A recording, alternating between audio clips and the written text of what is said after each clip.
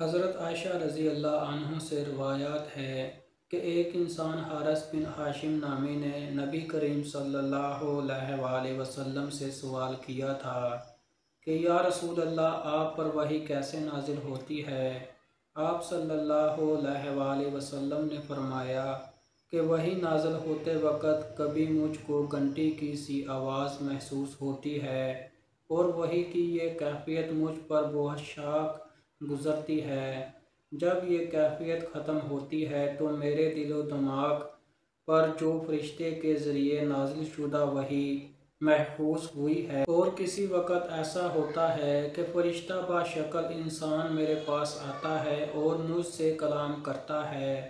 میں اس کا کہا ہوا یاد کر لیتا ہوں۔ عائشہ رضی اللہ عنہ کا بیان ہے کہ میں نے سخت کڑاکے کی سردی میں نبی کریم صلی اللہ علیہ وآلہ وسلم کو دیکھا ہے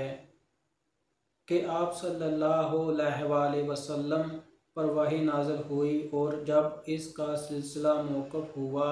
تو آپ صلی اللہ علیہ وآلہ وسلم کی پیشانی پسینے سے شرابور تھی۔